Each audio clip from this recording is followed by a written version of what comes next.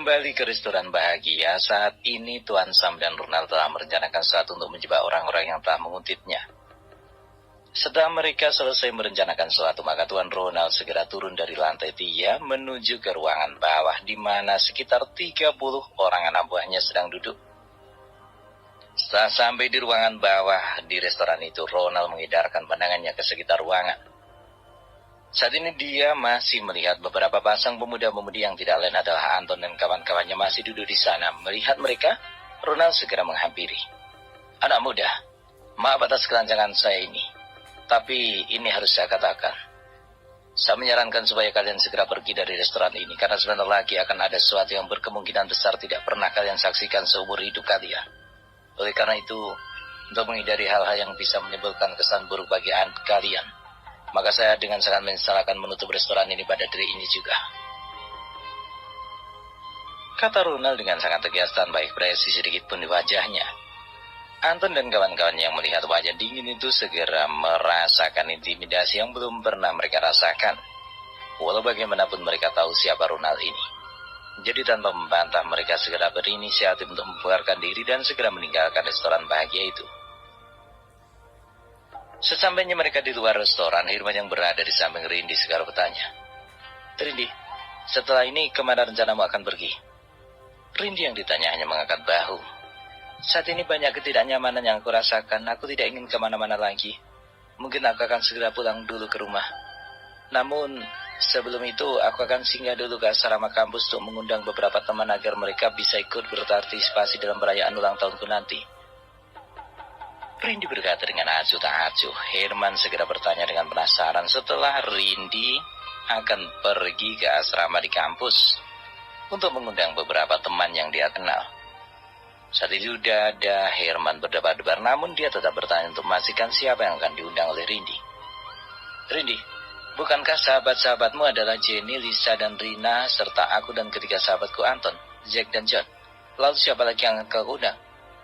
Tanya Herman dengan perasaan yang mulai tidak enak. Rindy tahu kemana arah pertanyaan dari Herman, namun dengan sikap biasa saja dia pun menjawab. Di asrama kampus masih ada beberapa lagi sahabat yang kurasa cukup baik. Mereka adalah Daniel, Rian, Rico, dan Jerry. Juga ada beberapa teman wanita di sana yang aku kenal, dan mereka akan aku undang untuk merayakan hari jadiku Sabtu sore nanti.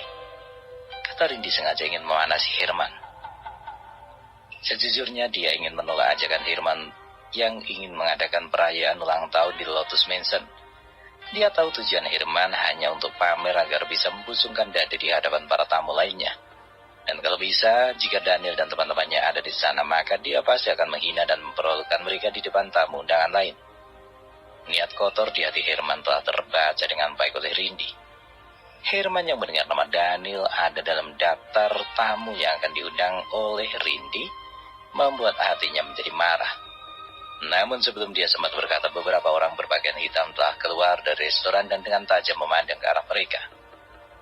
Lalu salah satu di antara mereka membentak dan marah. Hei, kalian yang ada di sana, apa lagi yang kalian tunggu? Sekarang pergi dari tempat ini, jika tidak ingin sesuatu yang buruk terjadi pada kalian. Kata orang yang berpakaian serba hitam itu sambil melotot. Anton yang mendengar bertakan itu pun segera mengajak teman-temannya untuk segera meninggalkan restoran itu dengan caci maki di hatinya. Betapa dia tidak menggerutu dalam hati sejak kemarin sore sampai hari ini. Dia terus-terusan mendapatkan masalah yang membuatnya sangat jengkel. Masalah pertama datang dari Jerry, masalah kedua datang dari Lisa, dan terakhir mereka diusir dari restoran. Walaupun Ronald mengusirnya dengan cara halus, namun tetap saja dia merasa jengkel di hatinya karena sejujurnya dia baru kali ini ingin mengalami hal seperti itu dalam hidupnya. Baru saja beberapa saat setelah Anton dan kawan-kawannya pergi dari restoran itu, beberapa orang berpakaian serba hitam yang tadinya ada dalam restoran mulai memasuki mobil mereka. Ronald juga tidak ketinggalan, namun sebelum Ronald sampai di mobilnya, telepon genggamnya berdering dan Ronald lalu menjawab panggilan itu, dan segera berkata dengan nada yang sengaja dikeraskan. Halo ya Tuan Barry. Ya Tuan, Anda menelpon saya. Apakah ada sesuatu yang bisa saya lakukan untuk Anda? Apa? Tuan muda telah ditemukan. Oke Tuan, saya akan segera ke sana. Ronald pun segera buru-buru masuk ke dalam mobil.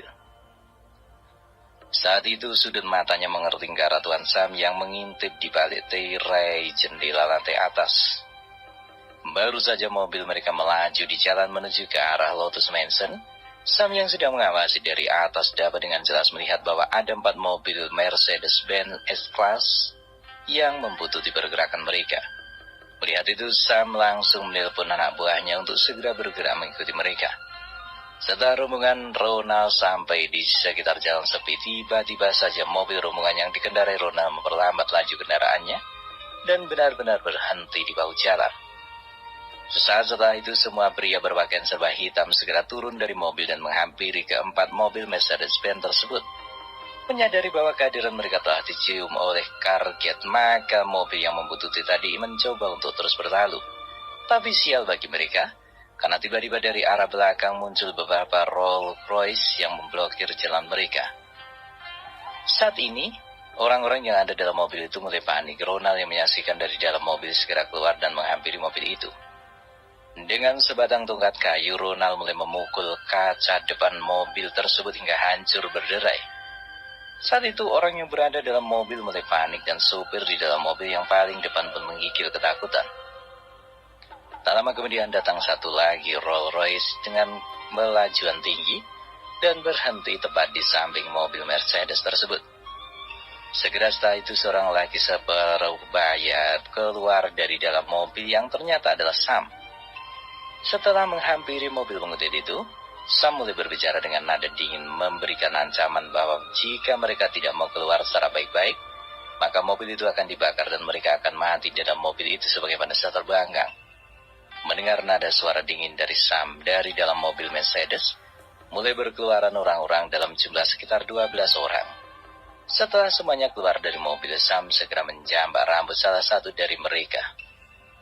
"Aku tidak membutuhkan keterangan apapun selain alasan apapun," kata Sam dengan dingin. "Karena aku tahu siapa yang memberikan perintah dan apa tujuan kalian semua telah aku ketahui. Kalian berpikir bahwa kalian cukup lihai dalam memata-matai kami? Tapi kalian lupa dengan siapa kalian berurusan. Dengan baik-baik. Aku adalah Sam, mantan agen dari ketentaraan. Tuan Ronald, ikat mereka. Bawa pergi dari sini dan segera bereskan. Aku akan pergi dulu. Masih ada pekerjaan yang tertunda yang harus aku selesaikan."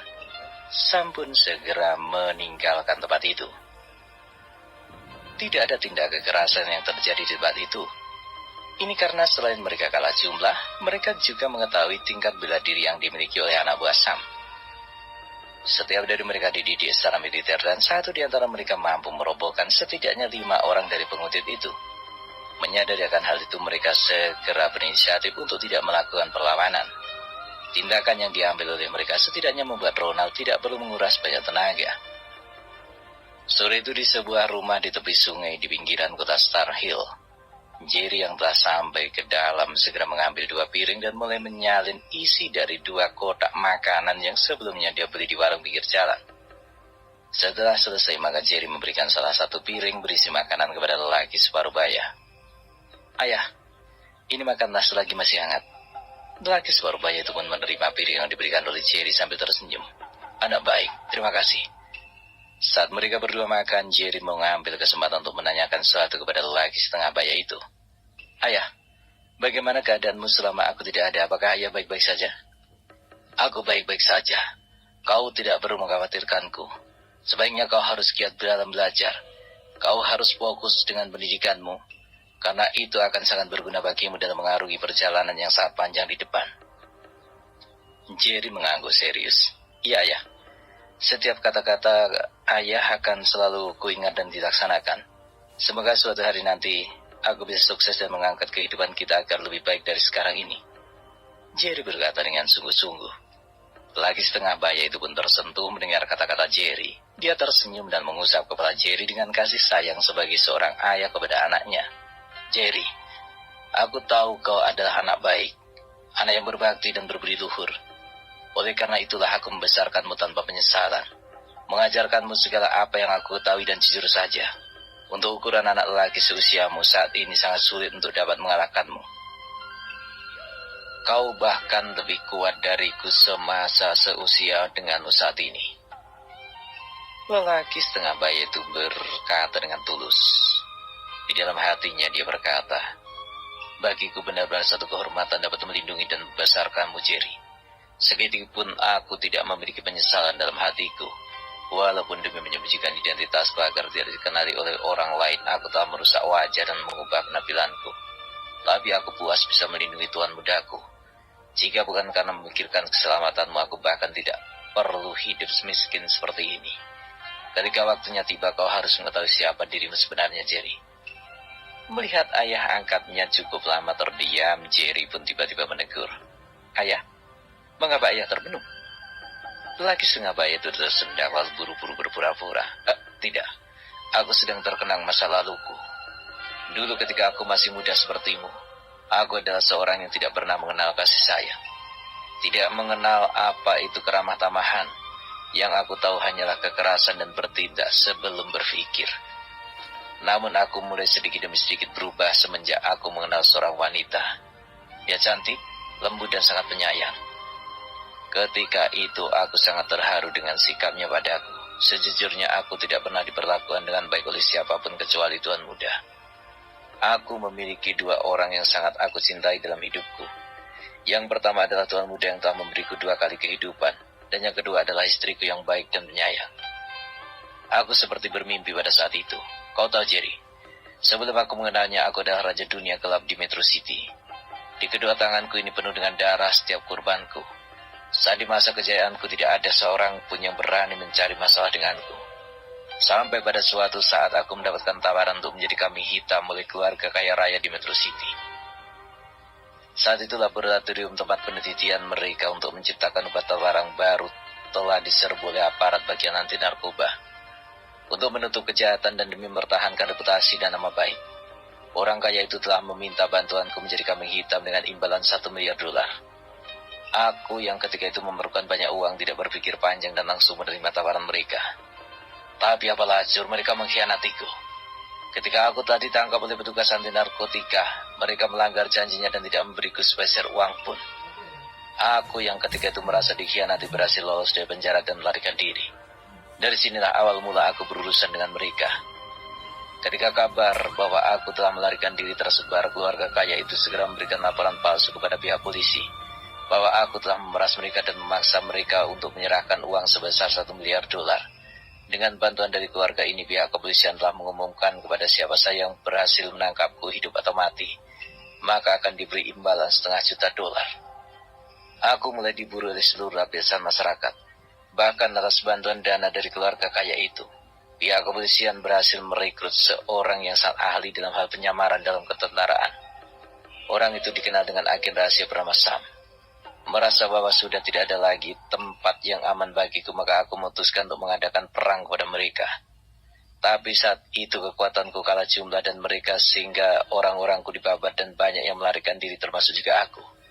Namun kemampuan melacak yang dimiliki Sam membuat dia mengetahui keberadaanku dan terjadilah perkelahian antara aku dan Sam. Dan karena suasana hati yang kalut serta kelaparan karena kurangnya makanan, maka aku dapat kalahkan serta lebih dari 5 jam berkelahi. Saat itu kami sama-sama kelelahan dan duduk berhadapan-hadapan. Sam adalah orang yang baik. Jadi dia tidak gegabah dan bertindak. Padahal ketika itu sangat mudah baginya untuk membunuhku.